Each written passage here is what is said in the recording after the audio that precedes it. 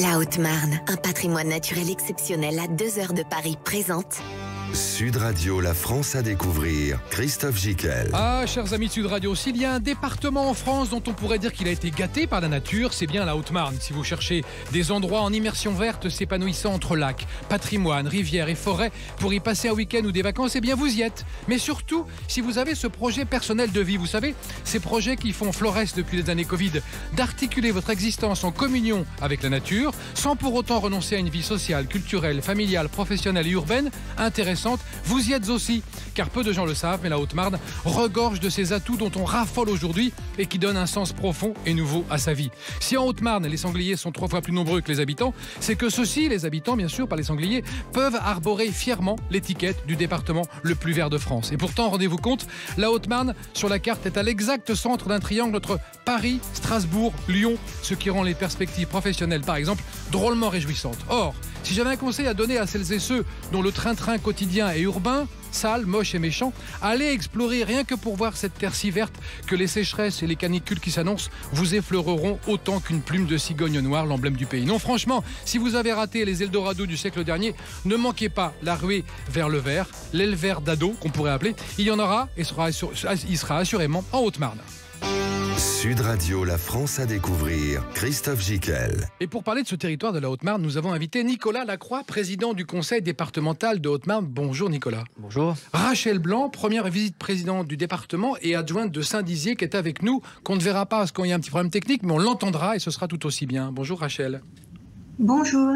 Et Pascal Babot, maire de Colombelles et des Églises. Bonjour Monsieur Babot. Bonjour Nicolas, bonjour à tous. Jean-Claude Volo, maire d'Auberive, est également avec nous. Il est le vice-président du Parc national des forêts. On va en parler de ce Parc national des forêts parce que c'est vraiment un atout extraordinaire pour le territoire. Mais en Haute-Marne, on revient avec vous, Nicolas Lacroix, sur ce slogan. En Haute-Marne, on respire et on s'inspire. Qu'est-ce qu'on a voulu dire par là ? La Haute-Marne, c'est aujourd'hui, vous l'avez dit, c'est un territoire où il fait bon vivre. Où on souhaite aujourd'hui s'installer au milieu d'un espace préservé, où l'on peut travailler, où l'on peut bien vivre, où l'on peut accueillir une famille et y travailler tout simplement avec tous les avantages que l'on trouve sur un territoire à quelques heures de Paris, avec à proximité tous les services que l'on peut attendre pour les entreprises, pour les familles, pour les étudiants. Donc c'est vrai que la Haute-Marne respire et inspire.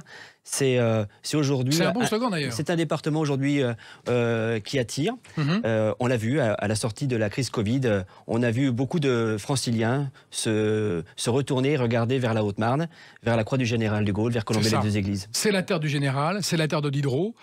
Comment on peut la situer pour les gens qui nous regardent, qui sont à Brest ou à Marseille on a dit entre le triangle Paris-Strasbourg-Lyon, mais plus petit encore. Plus petit, c'est le triangle entre Dijon, Nancy et Troyes. C'est à 2h30 de Paris. C'est un territoire qui est parfaitement desservi par des autoroutes, par des voies ferrées. Et donc, on est finalement loin de rien et près de tout. Et donc, c'est notre campagne, faire venir de nouveaux habitants, les accueillir et mettre tout en place pour que toutes ces familles se sentent bien en Haute-Marne. D'accord. Rachel Blanc, vous êtes la première vice-présidente du département et adjointe de Saint-Dizier. Saint-Dizier, rappelez-nous sur la carte où est-ce que c'est et pourquoi on irait à Saint-Dizier un week-end. Eh bien, Saint-Dizier, c'est tout à fait au nord de la Haute-Marne, dans un département très vert et très accueillant, comme le disait Monsieur Lacroix. Et puis, en même temps, tout proche de la Marne et de la Meuse. Voilà, dans ce triangle un petit peu entre Nancy, Reims et Troyes. À Saint-Dizier, en fait, nous sommes dans une agglomération assez touristique et qui est dans la droite ligne de l'attractivité du lac du Der. C'est ça. Alors le lac du Der, c'est votre ligne de force en Haute-Marne. C'est vraiment l'endroit, le pôle d'attraction numéro 1. Effectivement, on s'appuie beaucoup sur le lac du Der à Saint-Dizier, entre autres parce qu'il y a aussi plein d'autres animations et des équipements structurants. Mais typiquement, le lac du Der fait partie du slogan qu'a indiqué Nicolas Lacroix tout à l'heure. C'est la Haute-Marne respire et inspire. 48 km², le lac du Der, c'est le plus grand lac artificiel d'Europe. C'est le lac qui évite aux Parisiens d'avoir les pieds dans l'eau parce qu'il résorbe toutes les inondations. C'est celui qui protège la région parisienne. Et c'est surtout un endroit où on peut observer des oiseaux migrateurs de façon phénoménale. Alors en effet, on a coutume de dire que le lac du Der, ce sont les 4 saisons. le printemps et l'été, voilà, la nature resplendit et évidemment on profite du lac et de la baignade. C'est vraiment le slow tourisme. Et enfin, à l'automne et en hiver, alors là, c'est vraiment les amateurs de la nature autour de l'ornithologie, puisque ce sont 330 espèces d'oiseaux qui sont présents au lac du Der. C'est vraiment un espace préservé et protégé. C'est une des caractéristiques, Nicolas Lacroix, du département, d'avoir ces espaces comme ça préservés, protégés, et qu'on veut protéger. Je crois que c'est la richesse du département, un espace préservé, un environnement préservé, avec, comme ça a été dit, des points forts, nos lacs. Il y a le lac du Der, bien sûr, il y a les 4 lacs. Donc vous ferez le tour pour le marathon? Oui, je sais que vous êtes un grand sportif. J'ai pris l'engagement effectivement de me lancer sur le marathon du Der. Mais vous avez pris l'engagement et vous êtes prêt? Avec Rachel Blanc, puisqu'on va faire ça à 4, avec le maire également de Saint-Dizier et le vice-président en charge du sport. Voilà. Et ça, c'est entre Saint-Dizier et le Der. Il y a 1500 coureurs qui vont s'élancer et ça fait 42 km. Oui, les lacs du Der, ce sont aussi beaucoup d'événements sportifs qui accueilleront aussi des sportifs dans le cadre des Jeux Olympiques. Absolument. Donc ça sera aussi une terre d'accueil de la flamme olympique. Donc vraiment, le lac du Der, c'est la nature, c'est le sport, c'est la famille. C'est quelque chose aujourd'hui qui attire de nombreux franciliens pour un week-end. Pascal Babouot, maire de Colombey-les-Deux-Églises, c'est aussi la terre du général, la Haute-Marne. Vous qui étiez enfant de cœur, qui aviez 13 ans lors de la cérémonie, la sépulture du général, vous êtes encore ému d'être sur cette terre du général de Gaulle? Ah oui, tout à fait. Ici plane toujours l'ombre du général de Gaulle. Il est toujours là, parmi nous. 1934, bien évidemment, quand on a vu débarquer à Colombey, dans ce petit village de 400 habitants, un lieutenant-colonel cherchait une maison justement pour y installer sa famille, en particulier sa fille Anne, qui était très occupée. Bien évidemment, de Colombey est rentré dans l'histoire avec l'appel du 18 juin, parce que jusqu'à cette date, de Gaulle, pour les gens de Colombey, c'était quelqu'un d'anonyme. Et clairement, l'étape suivante fut le lendemain de la mort du général, le 9 novembre 1970, où là, on a vu plusieurs millions de personnes débarquer sur Colombey, et ces gens qui venaient rendre hommage au général. Nous, ici, les gens de Colombey, on les appelait des pèlerins, on ne les appelait pas des touristes. Voilà, aujourd'hui, le temps a fait son œuvre. Les gardiens du temple ont disparu. Néanmoins, on accueille toujours plus de 100 000 personnes sur la tombe, tous les ans. Et grâce au soutien du Conseil général, en particulier de Nicolas Lacroix, on a un mémorial magnifique qui mérite largement le détour. Et il faut absolument y venir pour visiter ce mémorial au pied de la Croix de Lorraine, avec une vue sur les coteaux de Champagne. Il y en a beaucoup, beaucoup d'atouts, que ce soit culturel ou au niveau des espaces à faire valoir. Oui, on voit les images d'ailleurs, le nouveau mémorial Charles de Gaulle qui a été lancé en novembre 2006 par Jacques Chirac, je crois. Hein, c'est ça. Les travaux ont été lancés par le président Jacques Chirac et inaugurés par le président Nicolas Sarkozy et la chancelière allemande. C'est ça, dans une espèce de communion et de retrouvailles de nos deux peuples. La boisserie, elle se visite toujours, située à Colombey-les-Deux-Églises. Et qu'est-ce qu'on y voit, Pascal Babouot? Alors, la boisserie, on y visite les 3 espaces importants qui sont les lieux de vie du général de Gaulle, sans y aller en sachant, mais au moins le plus important, c'est l'espace du bureau où de Gaulle, juste devant, faisait sa réussite, et c'est là où il s'est effondré le soir du 9 novembre. Juste un petit info par rapport à ce qui s'est passé à Colombey. En septembre 58, la réconciliation franco-allemande, avec toutes les images emblématiques qu'on suivi entre nos présidents et les chanceliers allemands, cette histoire, elle a démarré à Colombey quand de Gaulle reçoit le chancelier allemand Konrad Adenauer en septembre 58. Et le hasard veut que dans quelques minutes, je vais être obligé de vous quitter, parce que je reçois l'ambassadeur d'Allemagne, justement. C'est fort de symbole ici à Colombey. C'est ici que l'Europe en paix s'est construite clairement. D'accord. Et là, il est arrivé, l'ambassadeur? Oui, il est en train de terminer la visite du mémorial et je vais l'accompagner sur la tombe pour justement déposer le gerbe en recueillement avec le chancelier, avec l'ambassadeur dans quelques minutes. Et vous le voyez de votre fenêtre? Quasiment, il suffit que je me retourne et puis j'attends qu'on me donne un tout petit message quand même parce que je vais essayer de rester au maximum avec vous. D'accord. Juste un petit mot également sur le mémorial du général de Gaulle. Qu'est-ce qu'on y voit? Il y a la grande croix de Lorraine en granit, mais qu'est-ce qu'on y voit exactement? Il est inauguré sur les hauteurs de Colombey. Hein. Voilà, il est inauguré au pied de la croix de Lorraine qui a été érigée en 1972, 18 mois après la mort du général de Gaulle. Et clairement, en 2008, à l'inauguration de ce mémorial qui retrace clairement, à travers le prisme du général de Gaulle, on y retrace essentiellement les 50 dernières années du XXe siècle. Tout y est, c'est-à-dire que vous avez bien évidemment les périodes sensibles que sont l'Algérie, mai 68, mais vous avez aussi tous les phénomènes de société, l'inauguration des premières autoroutes, l'arrivée de la mini-jupe, les outils de communication, les biens de consommation. Vous avez vraiment un outil qui est très interactif et qui parle à toutes les générations. Et il est important de faire comprendre que derrière le mot mémorial, qui est quelquefois un peu pas forcément très sexy, il se passe vraiment, vous avez 2, 3, 4 heures de visite absolument magnifique à faire. Absolument. En famille. Moi, je l'ai fait, je la à tous conseille les à tout le publics. monde. Absolument. C'est un très bel endroit de souvenir. Et c'est pas un mémorial rébarbatif. Au contraire, c'est vraiment très, très bien fait. Je rappelle que pour aller chez vous, à Colombey-les-Deux-Églises, comment on fait? Rappelez-nous comment on fait pour aller à Tout Colombey. simplement, par l'autoroute A5, vous avez les deux sorties, celle de Chaumont ou celle de La Ferté, qui vous amène aussi par la prison de Clairvaux et les côtes à Champagne, Oui. par l'autoroute. Et sinon, vous avez la ligne 4, je vais essayer de Nicolas en parler, la ligne 4 SNCF qui vous amène de la gare de l'Est. C'est l'axe Paris-Bâle, et vous descendez à Varseau ou à Chaumont. D'accord. On vous laisse rejoindre l'ambassadeur d'Allemagne. Merci beaucoup d'avoir participé à notre émission, Pascal Babot, maire de Colombey-les-Deux-Églises. On va continuer avec Jean-Claude Volot, maire d'Aubry, vice-président du Parc national des forêts. Le Parc national des forêts, est-ce qu'il est important dans l'offre touristique de la Haute-Marne depuis quelque temps? Il a pris sa place et trouvé sa place? Oui, il est en train de la prendre, puisqu'il n'y a que 3 ans maintenant que le parc est ouvert. C'était de longs travaux de préparation, de mise en état, une quinzaine d'années au total. Et évidemment, c'est un élément très structurant. Alors, on a le modèle des autres parcs nationaux français qui savent, nos grands frères, nous dire ce qui se passe quand un parc national est créé. Et aujourd'hui, comme vous l'avez dit tout à l'heure en introduction, ça correspond exactement en fait à l'évolution de la mentalité, de la psychologie, notamment des citadins, d'aller vers le vert et vers la forêt. On voit déjà augmenter le nombre de personnes dans le parc d'à peu près 15% par an depuis les 3 ans que c'est ouvert. Enfin, 3 ans et 2 étés, ça va être le 3e. Et c'est un élément très structurant du tourisme au Marnais, bien entendu. On va continuer cette émission, on va marquer une pause et on va retrouver Nicolas Lacroix pour parler un peu plus précisément du tourisme autour de Langres, autour du Canal, autour de Bourbonne-les-Bains dans un instant, et même de Chaumont, et même de Joinville, même de Saint-Dizier, toutes ces villes qui fera bon découvrir dans la France à découvrir. À tout de suite.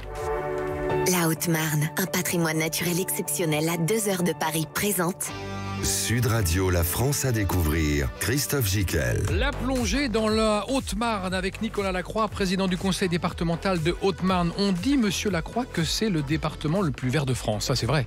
Oui, c'est le vrai. plus giboyeux, c'est vrai. Oui, c'est un des plus giboyeux. Un des plus giboyeux, 40% de sa surface en forêt, de la belle forêt, de la futée irrégulière, de très beaux chênes, de très beaux hêtres, d'où effectivement la chance, l'opportunité pour le département de la Haute-Marne d'avoir ce parc national, le 11e parc national, puisque celui d'avant c'était les Calanques, donc une vraie référence en matière de parc national. Alors je sais que vous êtes un élu qui aimait bien partir au contact de vos administrés, de la population, et d'avoir des retours. Et vous faites des marches régulièrement comme ça, vous en avez fait combien? 2? 3 déjà. Donc vous partez comme ça sur combien de kilomètres? On part sur 150 km, 150 km en 4 jours. En 4 jours, donc on a mal aux pieds. On a un peu mal aux pieds. Mais on rencontre les gens et ils nous font des retours sur ce qui se passe, sur ce qu'ils voudraient. Et un de vos combats, notamment, c'est de remettre en état le canal. Parce que le canal, il n'était pas forcément bien prêt pour accueillir les randonneurs, les VTTistes. Et là, vous avez décidé de ça, c'est un de vos chantiers que vous avez mis en route. Racontez-nous. Le canal, c'est 150 km. On l'appelle comment, le canal? Entre Champagne et Bourgogne. Entre Champagne et Bourgogne. C'est un beau canal qui traverse la Haute-Marne, la colonne vertébrale de ce département, très vert, très préservé, avec un environnement complètement préservé. Donc, j'ai effectivement fait le choix de faire cette marche il y a maintenant 3 ans, à la rencontre des Hauts-Marnais, en prenant le canal et puis en observant tout ce qu'on pouvait améliorer. Bien sûr, le chemin de halage, qui est aujourd'hui une voie douce formidable, sur lequel le département a fortement investi pour le rendre complètement accessible à toute personne. Et continue à investir. Et continue à investir, puisque c'est plus d'1 million d'euros par an. Les maisons éclusières qu'on souhaite faire revivre pour... Il y en a une soixantaine. Une soixantaine. Elles sont superbes. Elles sont superbes, mais elles sont souvent à l'abandon, donc on souhaite leur redonner une vie pour accueillir les touristes et ceux qui veulent faire une pause tout simplement. Puis on va travailler bien sûr sur l'aspect pêche, l'aspect sport, l'aspect signalétique, parce que quand on est au bord du canal, souvent c'est un effet couloir et on ne s'arrête pas sur les beaux sites du département. Pour la pêche, par exemple, qu'est-ce qu'on peut faire? Mettre des pontons? Oui, c'est ça. Attends, il y a votre micro qui frotte sur la cravate. Allez-y. C'est vraiment de travailler sur des pontons de pêche accessibles pour toute personne, pour des enfants, mais pour aussi des personnes en situation de handicap. Et donc, on travaille avec la Fédération départementale de la pêche et on va être aussi très innovant en matière de pêche parce que le canal, c'est aussi très chargé en poissons. Et donc, c'est un atout aussi important à développer. D'accord. Jean-Claude Volot, maire d'Aubry, vice-président du Parc national des forêts. Parlez-nous un petit peu d'Aubrive. Qu'est-ce qu'on y trouve, qu'est-ce qu'on y voit et comment on y va à Aubrive? Aubrive, c'est près de l'autoroute A31, A5 A31, donc pas loin c'est un mi-chemin entre Dijon et Chaumont. Et il y a une sortie d'autoroute à 13 km d'Aubrive. Aubrive, c'est un très joli village, très très très ancien, puisque on a des traces de période gallo-romaine, donc on a aussi des traces sur à 2400 années. ici. L'abbaye a été construite au XIIe siècle, rénovée au XVIIIe siècle. Donc il y a cette abbaye, certes, mais il y a aussi un très très joli village avec une balade classée. Les gens qui viennent chez nous sont toujours très enchantés de ce village-là, disent-ils, par la beauté, ce qui flatte évidemment les élus que nous sommes. Rappelons que vous êtes le propriétaire du centre d'art de l'abbaye d'Haudrive, qui a été créé il y a 18 ans, et qui est un centre qui regroupe concerts, art contemporain, art brut, art des fous, street art, scène graphique. Et vous faites autorité dans la région, Monsieur Volo. La région, ça ne nous suffit pas, je vous dis tout de suite. Ah oui, on fait autorité au plan européen. Très bien. Nous sommes au Marnais d'origine, mon épouse et moi. On a voulu que ce soit en Haute-Marne en rachetant cette abbaye et en la restaurant. Ça fait maintenant 18 ans qu'on entreprend chaque année une tranche de travaux. Elle est magnifique. Cette abbaye, elle est sublime. Elle est sublime. Le bâtiment est superbe. On a apporté notre collection d'art contemporain qu'on a constituée de notre vie. Moi, j'ai eu la chance d'avoir une vie d'industriel heureuse. Et en fait, voilà, on convertit tout dans cette abbaye sur toutes les formes d'art qui sont pas de l'art contemporain qu'on voit, qui est, j'appelle souvent de la fumisterie qu'on voit à la télévision et qui est business. Non, nous, c'est l'art singulier, l'art expressionniste contemporain, le street art, la forme graphique et ainsi de suite. Là, cette année, par exemple, on va exposer un artiste qui est un artiste singulier, qui est un autodidacte, qui est un ancien boulanger, qui, après 60 ans de boulot... Philippe Ayni. Philippe Ayni. J'ai mis une affiche derrière, parce que j'espère que vous la voyez. Oui, je vois. C'est un ancien boulanger, il fait des peintures sur bas-relief. Et voilà le genre d'artiste qu'on met en avant à Haut-Brive. Mais oui, parce que moi, philosophiquement, je pense que l'art vient du peuple et l'art n'est pas quelque chose qui vient des élites intellectuelles. C'est ma position, je le défends avec beaucoup de gens en France et en Europe. On a eu notre exposition auprès des œuvres d'art dans toute l'Europe, auprès de la collection. Oui, vous n'aimez pas l'art contemporain que vous appelez poète-poète et vous défendez l'art urbain. C'est une forme d'art qui est consacrée au business. L'art, il a beaucoup de versions. Il y a une version business, c'est plutôt celle-là. Pas que non plus, parce que c'est quand même, surtout à notre époque, c'est devenu beaucoup plus œcuménique qu'il y a 30 ou 40 ans. Aujourd'hui, cette histoire-là. Oui. Mais nous, on aime l'art sensible. Est-ce que, à l'image de Jean-Claude Volo, maire d'Haut-Brive, qui a sa singularité et son caractère, comme ça, au Marnais, est-ce que vous défendez une idée de la ruralité particulière ? Oui, la ruralité, c'est l'endroit où on trouve aujourd'hui beaucoup de lieux de culture. Quand vous êtes à Haut-Brive, vous n'êtes pas très loin de Langres et la Cité des Lumières et de la ville de Diderot. Donc, il y a toutes ces références aujourd'hui qu'on peut mettre en avant. Il faut remercier Jean-Claude Volo d'avoir investi fortement sur ce territoire, de l'avoir développé, d'en parler avec autant de passion, parce qu'on a besoin de femmes et d'hommes comme Jean-Claude Volo en Haute-Marne pour valoriser notre département. Alors, il s'implique beaucoup sur le parc national, il fait vivre Haut-Brive, et puis on a besoin évidemment de continuer d'aller dans cette dynamique, parce que la ruralité, c'est souvent trop péjoratif. En ruralité, on trouve... c'est devenu péjoratif. C'est devenu péjoratif. Et je le dis souvent, la ruralité aujourd'hui, c'est une force, et ce n'est pas que des faiblesses. C'est une force pour de nombreux territoires, c'est une force pour la Haute-Marne. On l'a vu à l'occasion de la crise Covid, les Français se sont tournés vers les départements dits ruraux, se sont tournés vers un nouveau mode de vie. Et c'est vrai que c'est ce qu'on souhaite mettre en avant en Haute-Marne. Bien vivre en Haute-Marne, c'est vivre en ruralité. Est-ce qu'on a un bon tissu de centres de soins? Vous savez que c'est un peu le bas qui blesse en France, de trouver des médecins, trouver des hôpitaux. Je sais que vous avez annoncé un programme hier officiellement. Est-ce que vous pouvez nous en parler?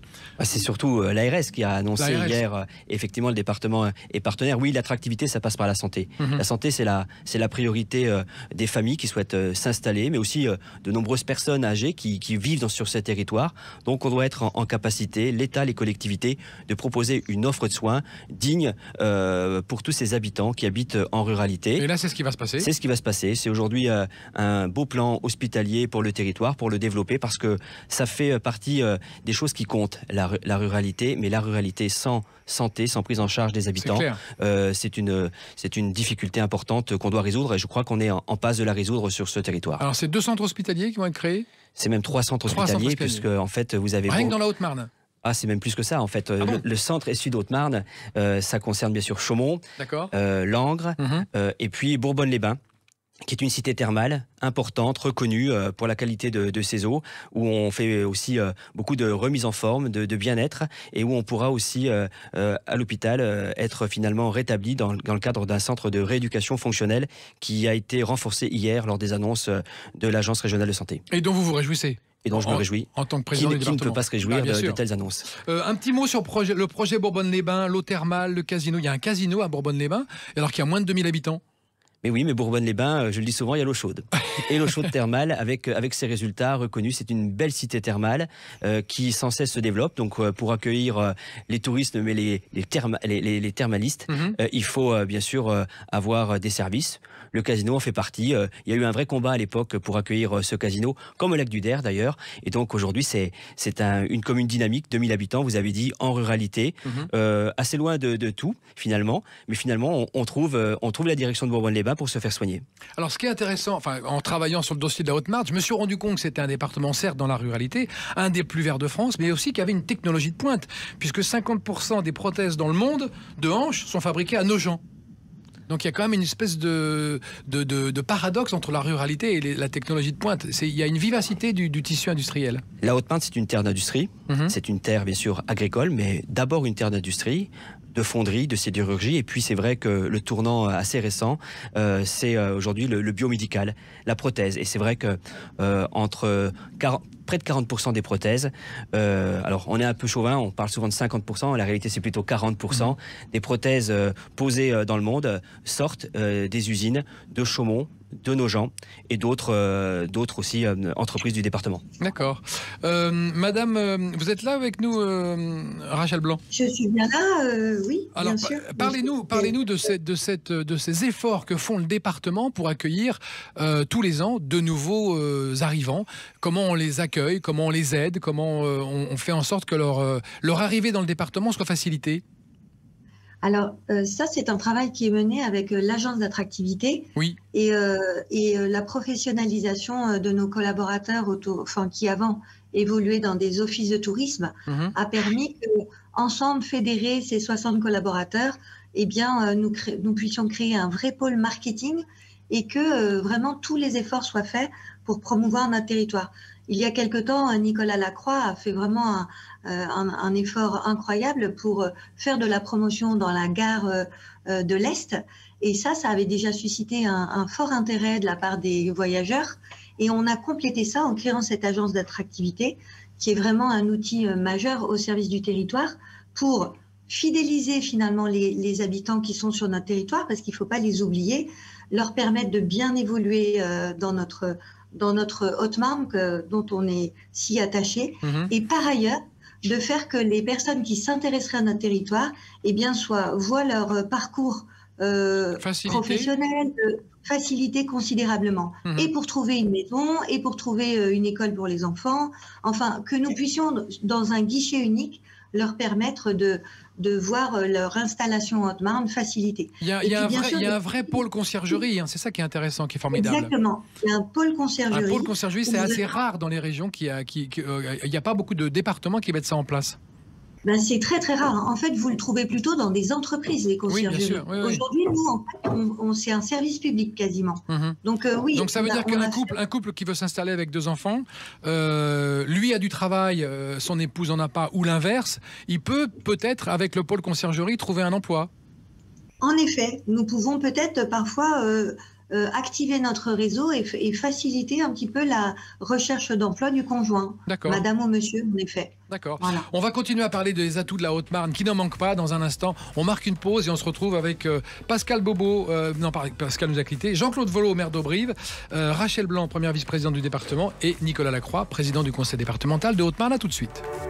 La Haute-Marne, un patrimoine naturel exceptionnel à 2 heures de Paris, présente Sud Radio, la France à découvrir. Christophe Gicquel. Une qualité de vie exceptionnelle, des forêts, des lacs, des rivières. Évidemment, on n'aura pas de problème avec la sécheresse, peu de problème avec la canicule en Haute-Marne.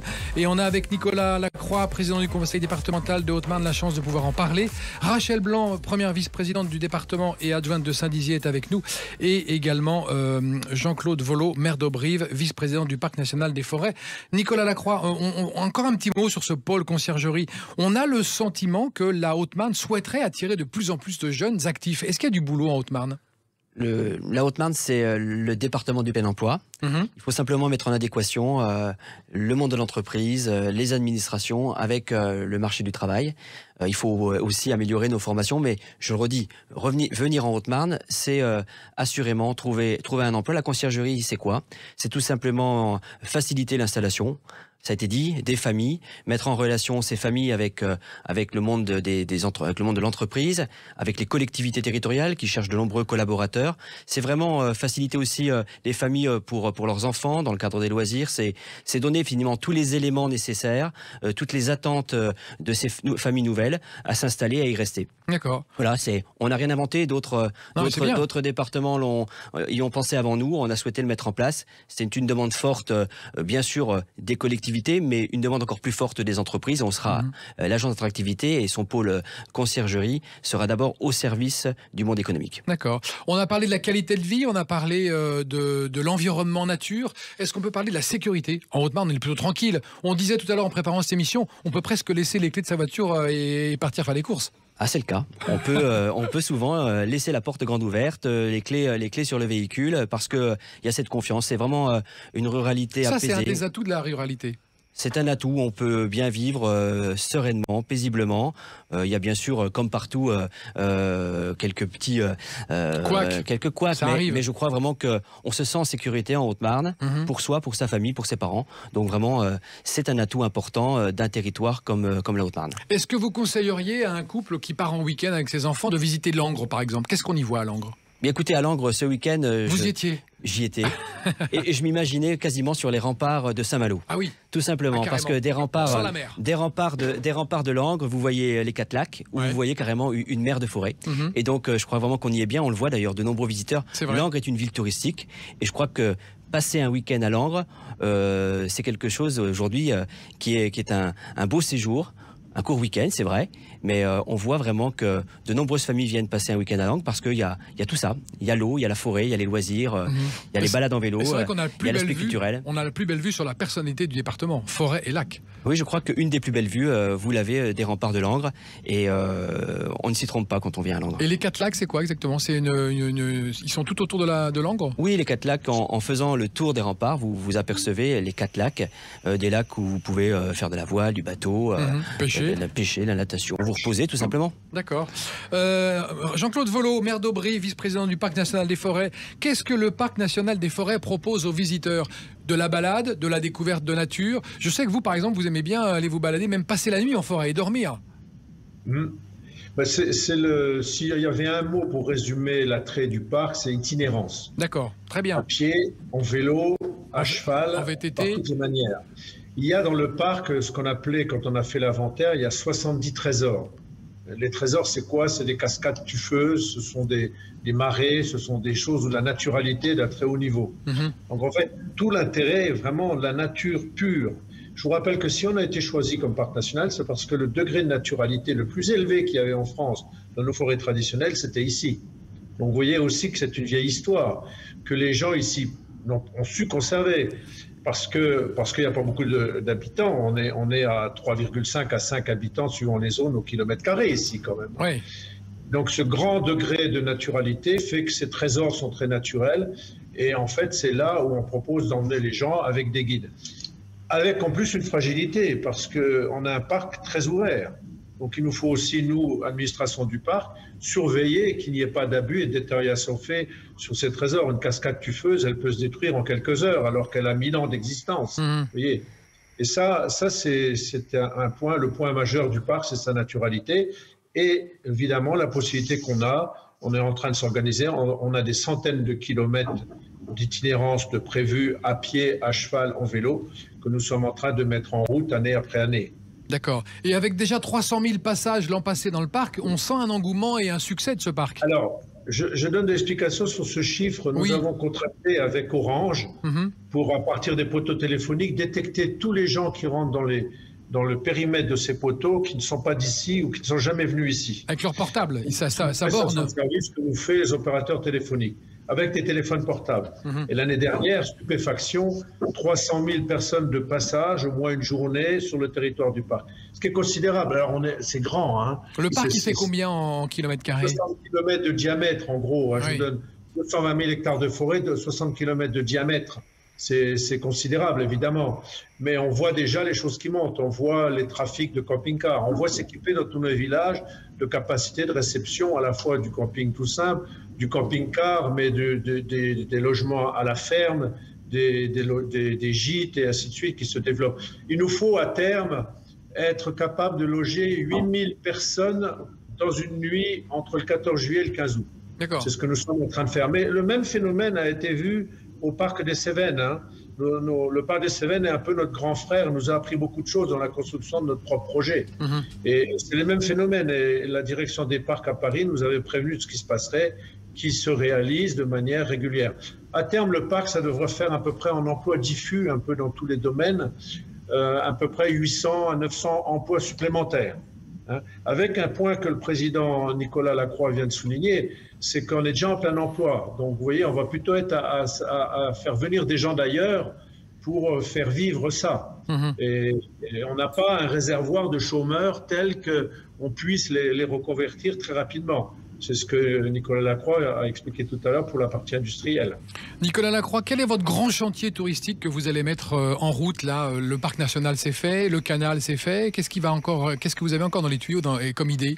On a un beau projet porté par la ville de Bourbonne-les-Bains sur le bien-être. Le bien-être, parce que je crois qu'aujourd'hui, beaucoup de Français souhaitent se détendre, prendre du bon temps. Et cette ville thermale doit aussi se transformer en ville du bien-être et de la remise en forme. Et c'est le beau projet aujourd'hui qui est porté dans le sud, en plus de tous les autres projets accompagnés par le département. On n'a pas beaucoup parlé de Chaumont. C'est vrai. Ville culturelle, on peut dire. Ville culturelle, ville du graphisme, ville du design, la ville du viaduc aussi. Ouais. Ah oui, magnifique. Magnifique viaduc. Il faut se rappeler du film Le Cerveau avec Belmondo. Voilà, le viaduc, c'est aussi un patrimoine important. C'est le personnage du film. C'est le personnage du film, mais c'est vraiment aussi l'emblème de Chaumont. C'est une ville de culture, ça a été dit, et je crois aussi qu'il faut aussi passer par Chaumont. Mais il y a aussi, ce département, c'est aussi de la gastronomie, avec aujourd'hui des agriculteurs, des producteurs de grande qualité. On a la truffe en Haute-Marne, il faut le dire, on a la truffe. Voilà. On a un très bel étoilé, vous le retrouvez à Colombey-les-Deux-Églises. Donc c'est aussi un département de gastronomie où on peut déguster du gibier, parce que vous l'avez dit, c'est très giboyeux, et je crois que c'est aussi une plus-value pour nos forêts.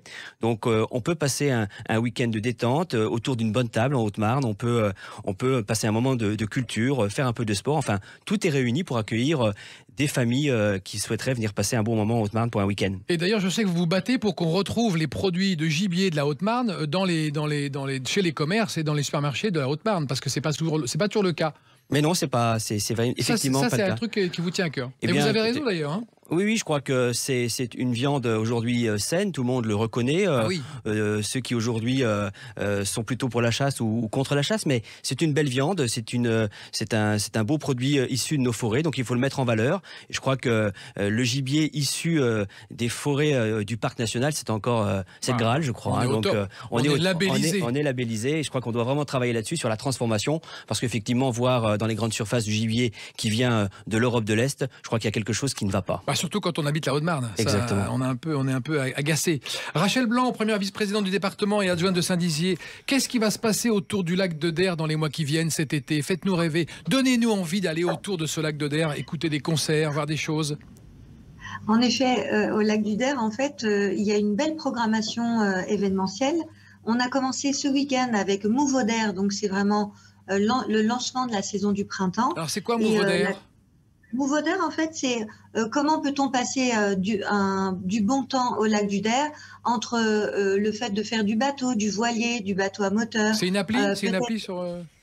Non, c'est vraiment, on accompagne les gens pour leur permettre de faire du bateau. Les gens peuvent faire du vélo. En fait, au lac du Der, c'est un peu à l'image du département. C'est un peu du slow tourisme que nous faisons. De toute façon, la Haute-Marne, c'est ça. Hein.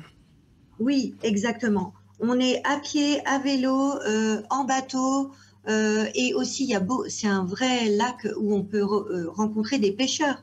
Monsieur Lacroix l'a dit tout à l'heure, il a tout à fait raison.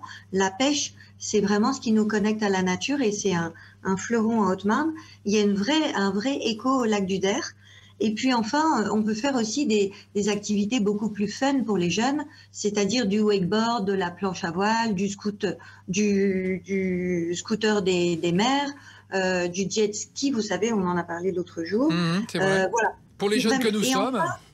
Oui, c'est ça. Et enfin, il y a des vrais échos avec les villes. Et donc, pour Saint-Dizier, il y a des propositions avec le musical été, mais il y a aussi des escapades historiques en cœur de ville, puisque dans notre ville, on a Hector Guimard, et donc il y a des vraies petites curiosités à découvrir dans notre ville avec cet architecte qui était un préfigurateur de l'Art Nouveau. C'est lui qui a fait les entrées du métro parisien, Hector Guimard. Très bien. Voilà. On va marquer une pause. Oui, on va marquer une petite pause, voilà. Madame Blanc, et on va se retrouver juste après pour le dernier quart d'heure pour continuer à évoquer cette terre riche de nature et de verdure qu'est la Haute-Marne. À tout de suite. La Haute-Marne, un patrimoine naturel exceptionnel à 2 heures de Paris, présente Sud Radio, la France à découvrir, Christophe Jiquel. Et on en parle de la Haute-Marne ce soir avec Nicolas Lacroix, président du conseil départemental de Haute-Marne, Rachel Blanc, première vice-présidente du département et adjointe de Saint-Dizier, et Jean-Claude Vollot, maire d'Auberive, vice-président du parc national des forêts. On a brassé assez large sur tous les atouts de la Haute-Marne, Nicolas Lacroix. On n'a pas parlé d'université et de l'enseignement. On en est où ? Eh bien, écoutez, en Haute-Marne, on a plus de 1000 étudiants. Et les collectivités... Qui sont heureux d'être là-bas. Ils sont heureux parce que... Entre le lac de Der et la forêt... Alors, il y a de l'animation, évidemment, qu'on ne trouve pas dans une grande ville universitaire, mais il y a d'autres atouts. On l'a dit, de grandes associations sportives, on y trouve de nombreux loisirs. Et puis, c'est une autre vie étudiante, avec des universités plutôt orientées vers le monde de l'industrie. Donc, on a des étudiants qui se sentent bien. 1000 étudiants pour un petit département comme le nôtre. C'est quelque chose d'honorable. Combien d'habitants dans le département en tout ? 174 000 habitants. Ah oui. Et les collectivités se sont engagées depuis longtemps pour développer l'enseignement supérieur dans ce département, en relais des villes universitaires autour de nous, à Troyes, à Dijon, à Reims. Et aujourd'hui, c'est plutôt une vie universitaire qui se développe dans le département. Et je crois qu'il faut développer, il faut le soutenir parce que c'est en lien direct avec le monde de l'emploi et avec le monde de l'entreprise. Et je crois que c'est aussi une très bonne formation. Alors vous savez que une des questions fondamentales aujourd'hui, c'est l'hébergement, l'immobilier. Est-ce qu'on habite facilement une maison, un appartement en Haute-Marne et que c'est pas trop cher ? Mais écoutez, si vous voulez avoir la maison de vos rêves, oui. Vous venez en Haute-Marne parce que d'abord, vous l'achetez pas très cher, vous avez des artisans avec un grand savoir-faire qui sont capables de rénover de très vieilles maisons, de très belles maisons et de mettre en valeur notre patrimoine. Et je crois que pour 150 000... Allez. On peut avoir la maison de ses rêves. Donc ça fait partie de notre slogan. Vous savez que c'est le prix d'un studio à Paris quand même. Hein. Bien oui, justement, moi j'incite tous les Parisiens à venir en Haute-Marne et à faire finalement réaliser leurs rêves. Leurs rêves en ayant évidemment un emploi, ça a été dit, on l'a développé, mais en ayant cette belle maison que tout le monde peut attendre. Voilà, vous voulez réaliser votre rêve, venez en Haute-Marne. Vous avez, je crois, un bâti de qualité et de très belles maisons à vendre. D'accord. Jean-Claude Vollot, maire d'Auberive, vous êtes d'accord ? Il le vend bien son département de Nicolas Lacroix.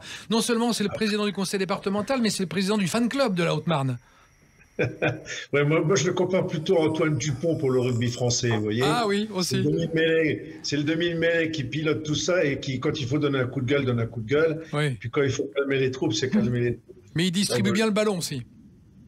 Ah écoutez, c'est son rôle et je pense que c'est un bon numéro 9. S'il avait joué au rugby, Nicolas, il aurait eu le numéro 9. Je vous dis. J'ai joué 27 ans au rugby. C'est pour ça aussi que j'ai tendance à faire ces comparaisons. D'accord. Et Jean-Claude Vollot, vous vouliez revenir sur la terre d'inspiration littéraire de la Haute-Marne. À quoi c'est dû selon vous ?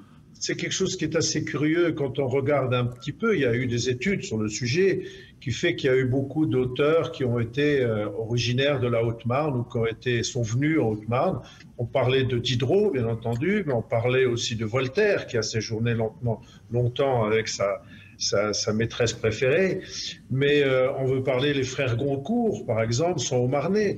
Les Flammarion, qui est cette grosse maison d'édition, est d'origine au Marnais. J'ai rencontré d'ailleurs un héritier Flammarion il n'y a pas tellement longtemps à Paris, qui a aussi parlé de son attachement à la Haute-Marne. Mais il y a eu Louise Michel, qui est quand même une personne qui est devenue très, très emblématique aussi des combats contre toutes les comment on va dire, toutes les irrégularités ou toutes les injustices de la société, notamment sur les femmes, qui était aussi inspiratrice de l'école libre, laïque, obligatoire, et qui a été en prison dans notre propre abbaye. Alors c'est pour ça aussi qu'on connaît bien son histoire. Mais il y a eu beaucoup d'auteurs. Charles de Gaulle est quand même un auteur important. Et il y a un livre qui est sorti il y a quelques années en Haute-Marne sur les 50 auteurs de la Haute-Marne. Est-ce qu'il y a aussi Nicolas Lacroix qui a sorti un livre il y a peu? Ah ben, je l'ai oublié. Bah oui, parlez-nous-en de ce livre, Nicolas Lacroix, qui a fait un certain bruit quand même dans le landerneau politique. Parce que le titre était un petit peu provocateur. D'abord, le titre, effectivement, et si les bouseux avaient des idées, parce que je me considère aussi comme un bouseux, c'est-à-dire un amoureux de la terre, un amoureux du monde agricole, du monde de l'élevage. Pour dire simplement, c'est un message envoyé très simplement à Paris en disant en Haute-Marne, en ruralité, on a des idées.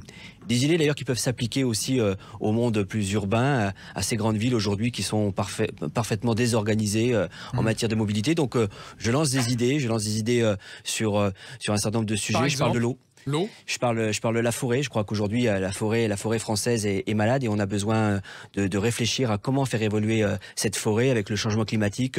C'est un sujet à la mode, hein, l'eau et la forêt. Oui, et c'est un sujet aujourd'hui sur lequel on doit vraiment se pencher pour assurer l'avenir de cette belle forêt française. Je parle de mobilité, je parle de santé, je parle de manque de médecins, mais je parle aussi des solutions qu'on peut apporter.